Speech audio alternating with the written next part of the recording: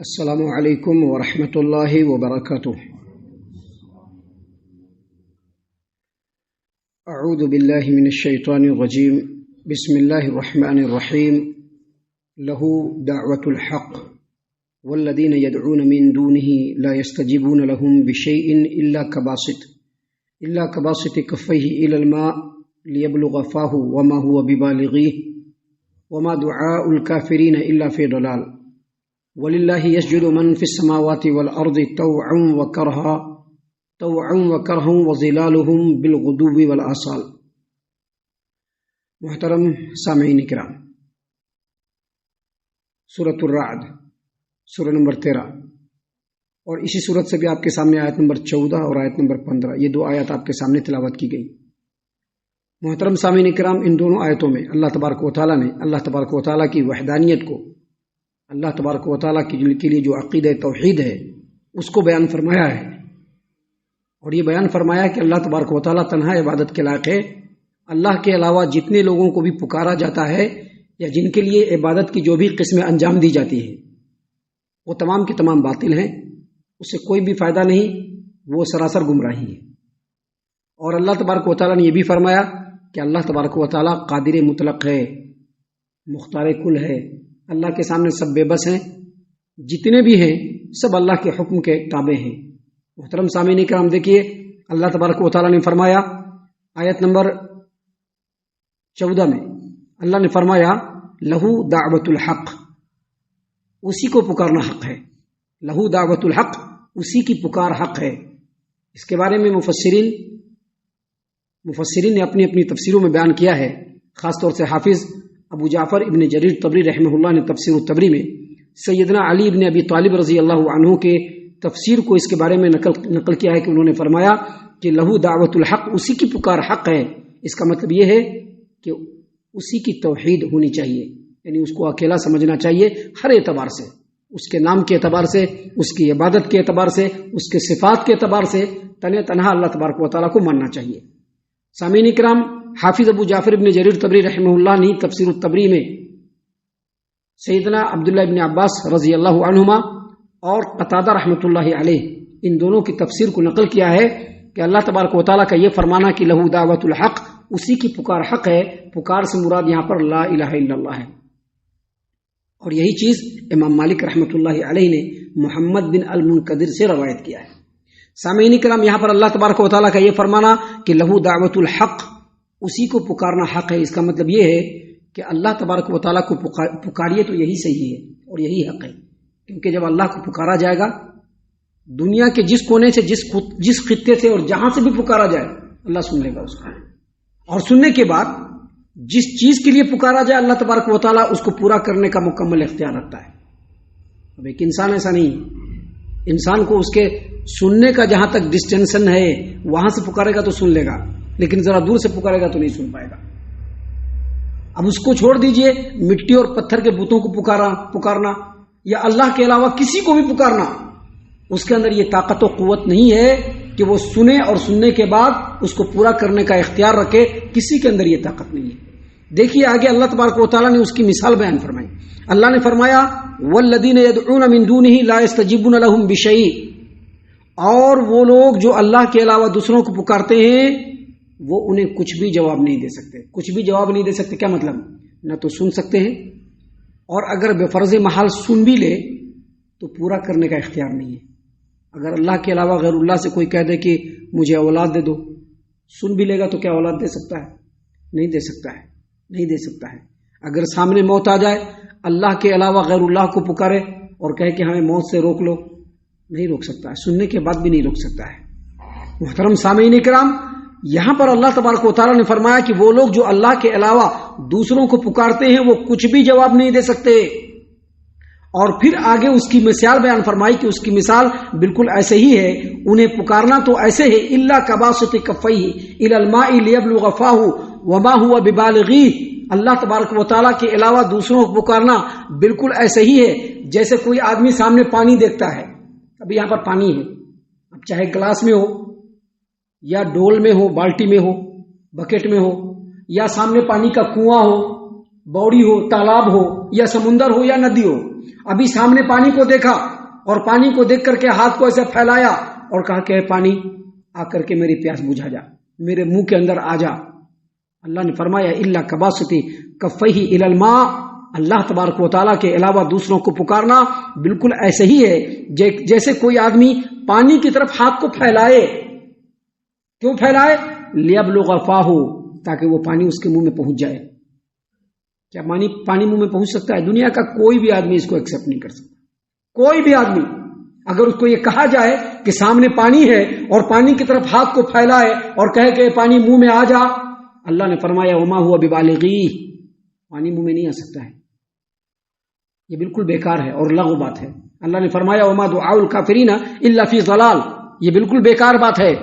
بالکل اسی طرح سے اللہ تبارک و تعالیٰ کے علاوہ غیر اللہ کو اگر پکارا جائے تو وہ پکار سنتے نہیں، اور اگر سن بھی لے تو جیسے وہ پانی منہ میں نہیں آ سکتا ہے، اللہ کے علاوہ غیر اللہ ہرگز کسی چیز کو پورا نہیں کر سکتے ہیں۔ اللہ نے فرمایا وما دعاء الکافرین الا فی ضلال، کافروں کی پکار جو ہے وہ سراسر گمراہی میں ہے، بیکار ہے، لغو ہے، عبث ہے، بیکار ہے، گمراہی میں ہے۔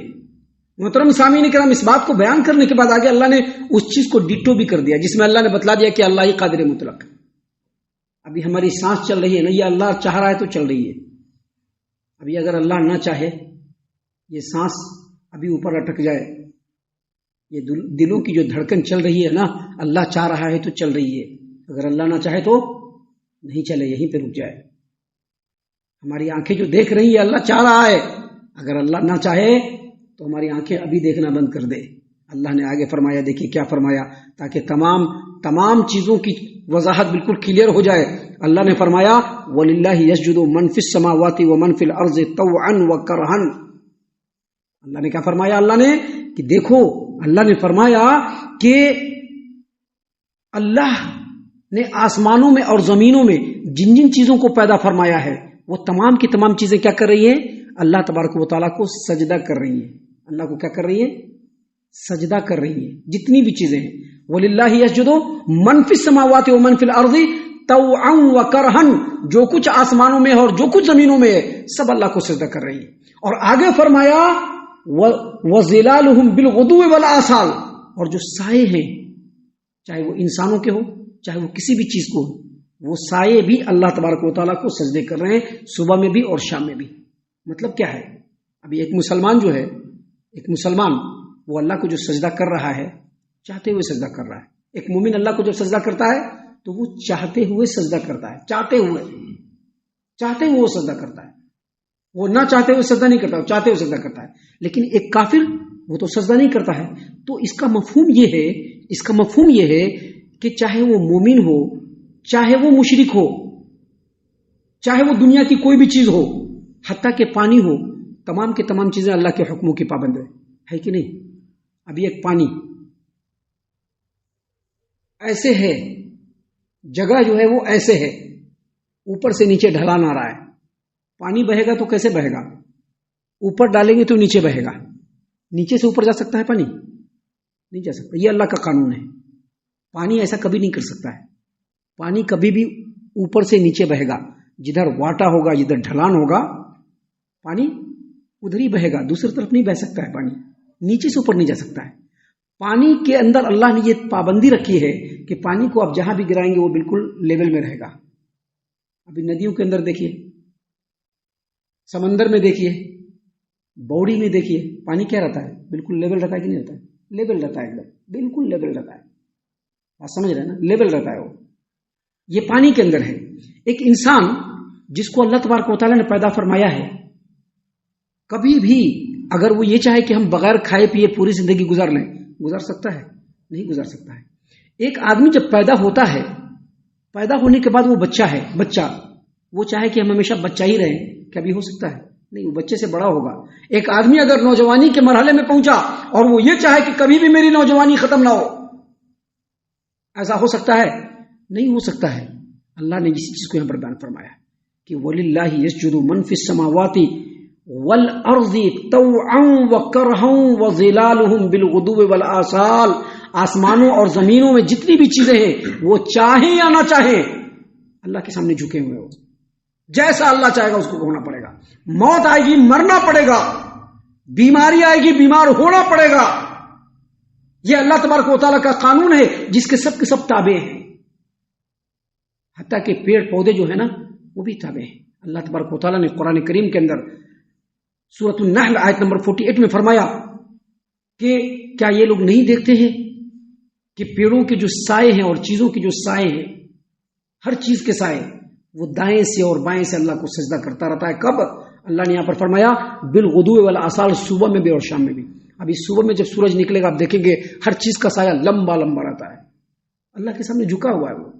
جب شام ہونے لگتی ہے اور سورج ایک طرف ڈوبنے لگتا ہے تو پھر وہی سایہ کیا ہوتا ہے؟ لمبا ہو جاتا ہے. وہ اللہ کو سجدہ کر رہا ہے.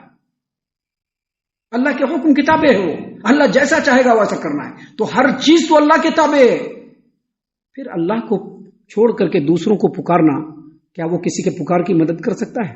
نہیں مدد کر سکتا. اللہ نے اسی چیز کو یہاں پر ان دونوں آیتوں کے اندر بیان فرمایا ہے کہ یہ اللہ تبارک و تعالیٰ کی توحید ہے, اللہ تبارک و تعالیٰ کی وحدانیت ہے کہ وہی قادر مطلق ہے, اسی کے سامنے جھکنا ہے اور مانگنا ہے تو صرف اسی سے مانگنا ہے. ہم اللہ سے دعا کرتے ہیں کہ اللہ تعالیٰ ہم تمام کو ان تمام باتوں کے اوپر خوب غور و فکر اور تدبر کرنے کے ساتھ ساتھ ان باتوں کے اوپر عمل کرنے کی بھی توفیق عنایت فرمائے. آمین.